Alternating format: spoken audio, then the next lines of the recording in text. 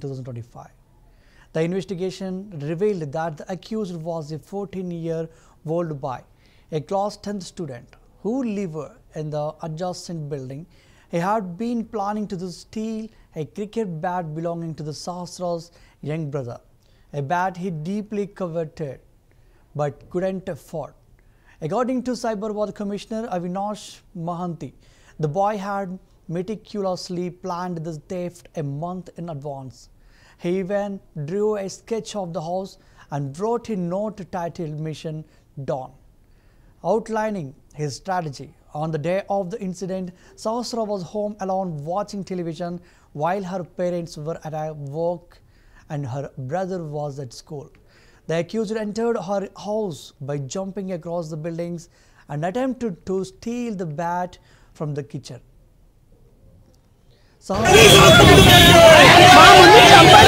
అందరి ముందు చంపండి అదే డిమాండ్ చేసేది. డిమాండ్ చేయడానికి ఏం లేదు ఇక్కడ. ఏముంటది చెప్పండి, ఒక తల్లి ఆవేదన ఏముంటది చెప్పండి. ఒక 1 అవర్ లో ఒక మంచి పిల్ల మీరు చూసుంటారు. ఏం ప్రాబ్లం ఉంది నా పిల్లకి చెప్పండి.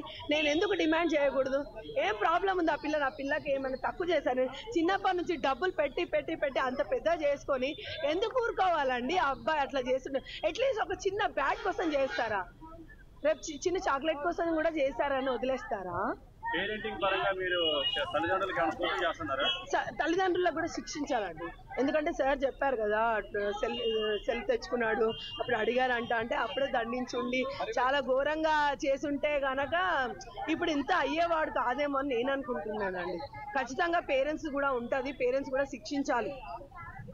అదే నేను కోరుకునేది, పేరెంట్స్ ని శిక్షించాలి. వాడిని మాత్రం చాలా దారుణం చేయాలి. అసలు నా పాప ఎంత దారుణం చేశారో మీకు అందరికీ తెలుసు. నేను చెప్పాల్సి స్కూల్ టీచర్స్ కూడా చెప్పాలి. స్కూల్ టీచర్స్ మా బాబు కూడా చదువుతున్నారు, మీరు వెళ్ళి ఇంటర్వ్యూ తీసుకోండి, ఎలా ఉంటాడు ఏంటి వాళ్ళు కూడా చూస్తుంటే పేరెంట్స్కి చెప్పాలి కదా. ఇప్పుడు పేరెంట్స్ కాకపోతే టీచర్స్ కైనా తెలుస్తుంది మెంటాలిటీ ఏంటి అనేది. అబ్బాయి చదువుతున్నాడా వస్తున్నాడా లేదా అని తెలుస్తుంటది. సో పేరెంట్స్ అయినా ఇన్ఫార్మ్ చేయాలి కదా, చుట్టుపక్కల కావచ్చు. కానీ పేరెంట్స్కి చెప్పుంటే వాళ్ళని దండించలేరా అని నేను క్వశ్చన్ చేస్తున్నానండి. ఒక యాజ్ ఏ పేరెంట్ గా నేను క్వశ్చన్ చేస్తున్నాను.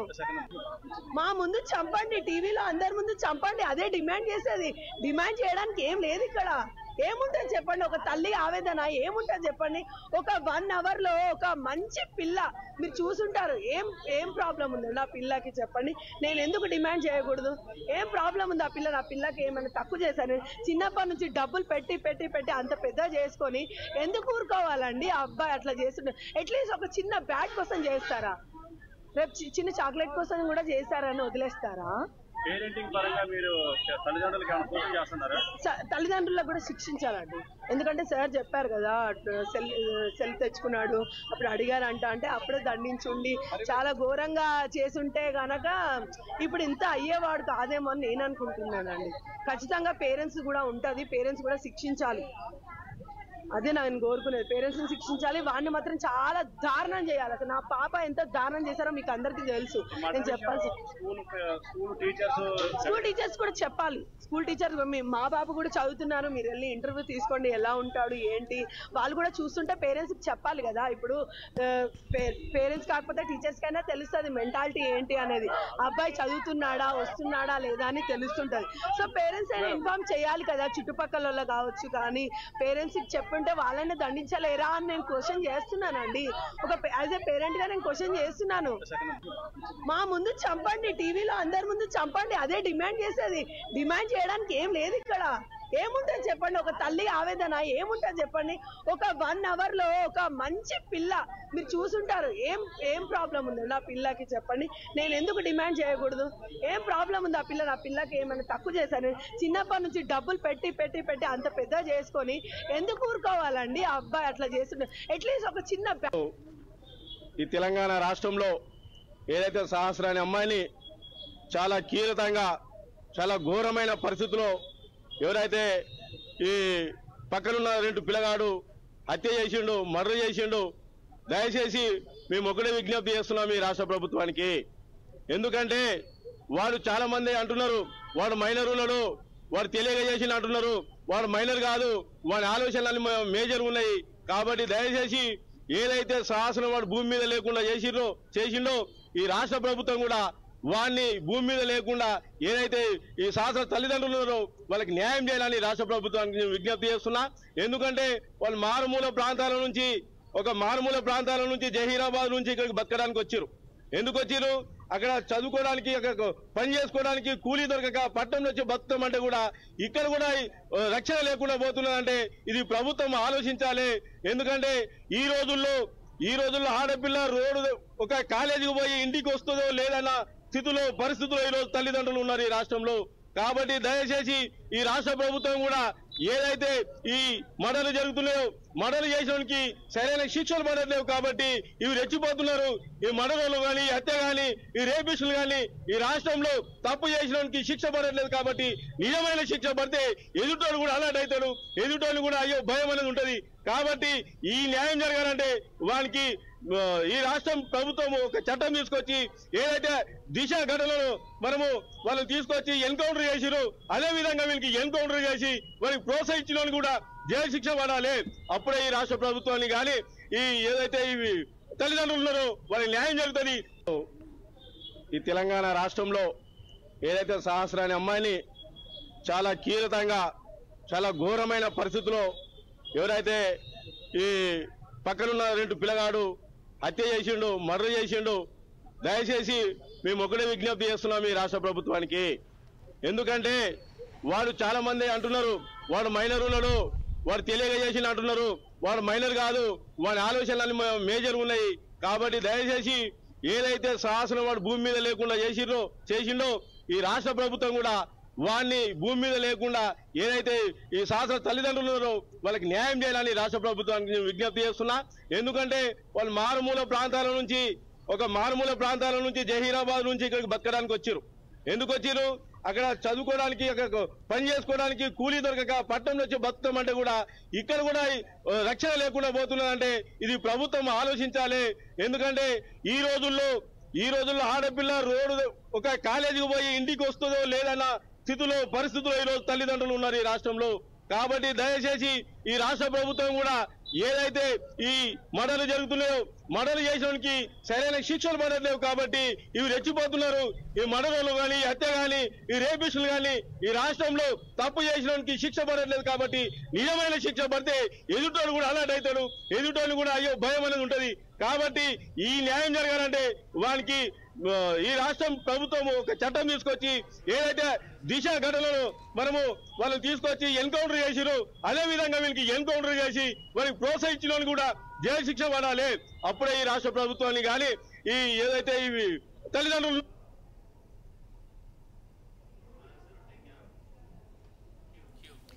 Sahasra spotted him and shouted, threatening to tell her father. In a panic, the boy grabbed her shirt, pushed her into the bedroom and stabbed her multiple times, 14 wounds to the neck and 7 to the stomach. He then washed the knife in her house, returned home, bathed and placed his blood-stained clothes in the washing machine. His father and sisters were reportedly at home during this time, but unaware of the crime. The police launched a thorough investigation using CCTV footage, forensic evidence and dog squads. After the 5 days of questioning and gathering clues, the boy confessed. His diary revealed a disturbing fascination with crime shows and web series, which authorities believe influenced his mindset. He was produced before the Juvenile Justice Board and taken into the custody. This case has sparked widespread concern about the psychological impact of violent media on young minds and the importance of the parental supervision. Sahasra's death is a heartbreaking reminder of how deeply premeditated violence can emerge from seemingly trivial motives, and how vulnerable children can be even their own homes. అన్యాయానికి నేను ఒకటే కోరుకుంటున్నాను, ప్రభుత్వానికి నాకు ఖచ్చితంగా న్యాయం జరగాలి. కొందరు విచారణలో తెలుస్తుంది నాకు బ్యాట్ కోసం వచ్చి వెళ్ళిపోయాడని చెప్తున్నాడు. బ్యాట్ కోసం వస్తే వాడు కత్తి ఎందుకు తెస్తాడు? ప్రీ ప్లాన్ గా వచ్చిండు, వాడు చాలా మేజర్ మైండ్ ఉంది. వాని మాత్రం ఇదే రోజు ఎన్కౌంటర్ చేయాలని ప్రభుత్వాన్ని కోరుతున్నాను. ఎక్కువ రోజులు కూడా గడువు తీసుకోకండి. తీసుకుంటే మాత్రం చాలా పెద్దగా వెళ్ళాల్సి వస్తుంది. నేను చాలా ఫైట్ చేస్తా ప్రభుత్వంతో ఒకటే చెప్తున్నాను. బ్యాట్ కోసం అయితే రాలేడు వాడు, అన్ని స్లిప్ రాసుకొని అన్ని చేసుకొని వచ్చిన్నాడు. కత్తి తెచ్చుకోవడం ఏంది నాకు అర్థమవుతలేదు. దొంగతనానికి వచ్చి నా పాపని చంపిండు. నా పాపని చంపితే నా పాప తిరిగి రాదు. నా కడుపు మంట ఒకటే చెప్తున్నాను. వాడిని మాత్రం ఇదే రోజు ఎన్కౌంటర్ చేయాలని కోరుతున్నాను.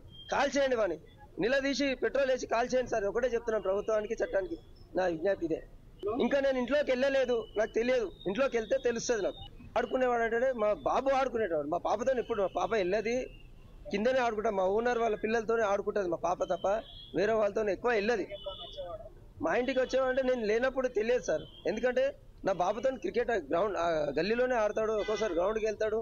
ఆ బ్యాట్ కొనడానికి కారణం వాడు ఊకే ఏడుస్తున్నాడు అని చెప్పి బ్యాట్ కూడా కొనిచ్చాను. 1-2-3 టైమ్స్ కూడా కొనిచ్చాను నేను బ్యాట్ కోసం అయితే చాలు. కొందరు చెప్తున్నారు బ్యాటరీ కోసం ఇది తప్పుదారి తప్పిస్తున్నారు. చాలా చెప్తున్నాను, ఇది చాలా జాగ్రత్తగా వినండి. తప్పుదారి తప్పిస్తున్నారు, ఇది కాదు. ఇది ఆడు ప్రీ ప్లాన్ గా వచ్చిండు, మర్డర్ చేసిండు. వీడిని మాత్రం ఎన్కౌంటర్ ఇదే రోజు చేయాలని కోరుతున్నాను ప్రభుత్వాన్ని. అన్యాయానికి నేను ఒకటే కోరుకుంటున్నాను ప్రభుత్వానికి, నాకు ఖచ్చితంగా న్యాయం జరగాలి. కొందరు విచారణలో తెలుస్తుంది నాకు బ్యాట్ కోసం వచ్చి వెళ్ళిపోయాడని చెప్తున్నాడు. బ్యాట్ కోసం వస్తే వాడు కత్తి ఎందుకు తెస్తాడు? ప్రీ ప్లాన్ గా వచ్చిండు. వాడు చాలా మేజర్ మైండ్ ఉంది. వాని మాత్రం ఇదే రోజు ఎన్కౌంటర్ చేయాలని ప్రభుత్వాన్ని కోరుతున్నాను. ఎక్కువ రోజులు కూడా గడువు తీసుకోకండి. తీసుకుంటే మాత్రం చాలా పెద్దగా వెళ్ళాల్సి వస్తుంది. నేను చాలా ఫైట్ చేస్తా ప్రభుత్వంతో ఒకటే చెప్తున్నాను. బ్యాట్ కోసం అయితే రాలేడు వాడు, అన్ని స్లిప్ రాసుకొని అన్ని చేసుకొని వచ్చిన్నాడు. కత్తి తెచ్చుకోవడం ఏంది నాకు అర్థమవుతలేదు. దొంగతనానికి వచ్చి నా పాపని చంపిండు. నా పాపని చంపితే నా పాప తిరిగి రాదు. నా కడుపు మంట ఒకటే చెప్తున్నాను. వాడిని మాత్రం ఇదే రోజు ఎన్కౌంటర్ చేయాలని కోరుతున్నాను. కాల్ చేయండి, వాడిని నిలదీసి పెట్రోల్ వేసి కాల్ చేయండి సార్, ఒకటే చెప్తున్నాను ప్రభుత్వానికి చట్టానికి నా విజ్ఞప్తి ఇదే. ఇంకా నేను ఇంట్లోకి వెళ్ళలేదు, నాకు తెలియదు. ఇంట్లోకి వెళ్తే తెలుస్తుంది నాకు. ఆడుకునేవాడు అంటే మా బాబు ఆడుకునేవాడు. మా పాపతో ఇప్పుడు మా పాప వెళ్ళేది కిందనే ఆడుకుంటా. మా ఓనర్ వాళ్ళ పిల్లలతోనే ఆడుకుంటుంది మా పాప తప్ప వేరే వాళ్ళతో ఎక్కువ వెళ్ళదు. మా ఇంటికి వచ్చేవాడంటే నేను లేనప్పుడు తెలియదు సార్. ఎందుకంటే నా బాబుతో క్రికెట్ గ్రౌండ్ గల్లీలోనే ఆడతాడు. ఒక్కోసారి గ్రౌండ్కి వెళ్తాడు. ఆ బ్యాట్ కొనడానికి కారణం వాడు ఊకే ఏడుస్తున్నాడు అని చెప్పి బ్యాట్ కూడా కొనిచ్చాను. 1-2-3 టైమ్స్ కూడా కొనిచ్చాను నేను బ్యాట్ కోసం అయితే చాలు. కొందరు చెప్తున్నారు బ్యాటరీ కోసం ఇది తప్పుదారి తప్పిస్తున్నారు. చాలా చెప్తున్నాను, ఇది చాలా జాగ్రత్తగా వినండి. తప్పుదారి తప్పిస్తున్నారు, ఇది కాదు. ఇది ఆడు ప్రీ ప్లాన్ గా వచ్చిండు, మర్డర్ చేసిండు. వీడిని మాత్రం ఎన్కౌంటర్ ఇదే రోజు చేయాలని కోరుతున్నాను ప్రభుత్వాన్ని. అన్యాయానికి నేను ఒకటే కోరుకుంటున్నాను. ఇక్కడ సైబరాబాద్ లో కూకట్పల్లిలో 18th రోజు ఒక పాప, ఒక 10-year-old పాపది మర్డర్ జరిగింది. Very sad incident. అండ్ ఆ రిపోర్ట్ అయిన వెంటనే we started the investigation, but ఒక 3 days వరకు మనకి ఉన్న అవైలబుల్ క్లూస్, ఉన్న వాట్ ఎవర్ టెక్నికల్ ఎవిడెన్స్, దాని ద్వారా మనకేం బ్రేక్ త్రూ రాలేకపోయింది. సో ద ఇన్వెస్టిగేషన్ మళ్ళీ రైట్ ఫ్రమ్ బిగినింగ్ చేస్తూ ఉంటూ వెళ్ళాం. ఏమైనా క్లూస్ వీఆర్ మిస్సింగ్ అవుట్ అది చూస్తూ ఉంటూ వెళ్తే నిన్న we got a breakthrough in that case. And ఆ కేసులో ఒక నేబరింగ్ ఇల్లులో ఉన్న ఒక 14-year-old అబ్బాయి, he was found to have committed ఆ మర్డర్ని. బేసికలీ ఆయన ఏం చేశాడంటే వాళ్ళ ఇల్లు దగ్గర ఉంటుంది. సో వీళ్ళ టెర్రస్ నుంచి వాళ్ళ టెర్రస్ వరకు విదౌట్ ఎనీ ప్రాబ్లం దూకి వెళ్ళిపోవచ్చు. సో ఆయన ప్రకారం ఆయన దూకేసి అక్కడ వెళ్ళి ఒక క్రికెట్ బ్యాట్, వాళ్ళ ఇంట్లో ఒక క్రికెట్ బ్యాట్ ఉంటుంది, ఆ క్రికెట్ బ్యాట్ దొంగతనం చేయడం అని, అది ఆయన దగ్గర పెట్టుకోవడం అని అనుకొని వెళ్ళాడు. సో అది వెళ్తప్పుడు అక్కడ అది బ్యాట్ తీసుకొని బయటకు వస్తప్పుడు ఆ పాప హ్యాస్ సీన్ హిమ్. చూసినాక వెంటనే అరిచింది. అరుస్తే ఈయన భయపడి ఇమీడియట్లీ ఆమెకి అక్కడ ఆ ఇంట్లో బెడ్రూమ్లో తోసేసి అక్కడ ఆయన ఒక నైఫ్ పట్టుకు వెళ్ళాడు. సో ఆ నైఫ్తో he stabbed her and then వచ్చేసాడు. అండ్ ఇన్ఫ్యాక్ట్ మనకి తర్వాత ఇన్వెస్టిగేషన్ డీటెయిల్లో చూసేటప్పుడు మన ఐఓస్ రియలైజ్ దట్ ఇనీషియల్ స్టేజెస్లో కూడా ఎగ్జామిన్ ఆయనతో మాట్లాడేటప్పుడు he had actually misled the investigators by telling that నాకు వినిపించింది, పాప అరిచినట్టు వినిపించింది. అండ్ 10 o'clock అలా he try to tell some story around that. So but అది అప్పుడు డిఫరెంట్ సర్కమ్స్టాన్సెస్ ఆ ఇన్వెస్టిగేషన్ చేస్తుంటూ అది తెలిసింది తర్వాత. సో బేసికలీ ఆ కేసు మొత్తం డిటెక్ట్ అయింది, ద మర్డర్ వెపన్ కూడా రికవర్ అయింది, దాంతోపాటు కొన్ని అదర్ ఎవిడెన్స్, అదనపు ఎవిడెన్స్ కూడా మనకి దొరికింది. సో దాని బేసిస్ మీద మేము ఇప్పుడు కేసుకి ముందుకు తీసుకొని ఫైనలైజ్ చేసేస్తాం. ఇక్కడ సైబరాబాద్లో పోలీసుల్ని ఆ రోజు మేము ఫస్ట్ రోజే అతన్ని క్వశ్చన్ చేసాం, ఎందుకంటే రెండింటికి జస్ట్ 2 అడుగుల దూరం ఉంటుంది, ఆ ఇంటికి ఈ ఇంటికి పిట్టగోడకి. మేము క్వశ్చన్ చేసాం ఆ ఇంట్లో ఉన్న వాళ్ళని, 3rd 4th ఫ్లోర్లో, వీళ్ళు 4th ఫ్లోర్లో ఉంటారు, 3rd ఫ్లోర్ నుంచి వెళ్ళొచ్చు. పోలీసులకి మాకేం చెప్పాడంటే ఆ రోజు నాకు 10:15 ఆ టయానికి డాడీ డాడీ అని గట్టిగా అరుపులు వినిపించాయి అని చెప్పాడు. ఇట్లా ఆ రోజు ఏ రోజైతే అఫెన్స్ జరిగిందో ఆ రోజు మార్నింగ్ 8:30 to 8:45 అతను ఆ గోడ దగ్గర, ఏదైతే గోడ దూకి వెళ్ళే అవకాశం ఉందో ఆ గోడ దగ్గర తచ్చాడాడు అతను చాలాసేపు, ఒక 15 minutes. ఆ సమాచారంతో మా అనుమానం ఇంకా ఎక్కువై, మా అనుమానం నిర్ధారణ అయ్యి అతన్ని మళ్ళీ విచారించాము. ఫస్ట్ ఇల్లు సెర్చ్ చేసాము. ఇల్లు సెర్చ్ చేస్తే మాకు ఈ లెటర్ దొరికింది, అతను రాసుకున్న లెటర్ ఏదైతే ఉందో అది. తర్వాత కత్తి కూడా దొరికింది, 3 కత్తులు ఉన్నాయి. ఏ కత్తి అంటే, సార్ నల్ల కత్తి, నల్లపిడి ఉంటుంది, దానికి అంచు నల్లగా ఉంటుందని అతనే చెప్పాడు.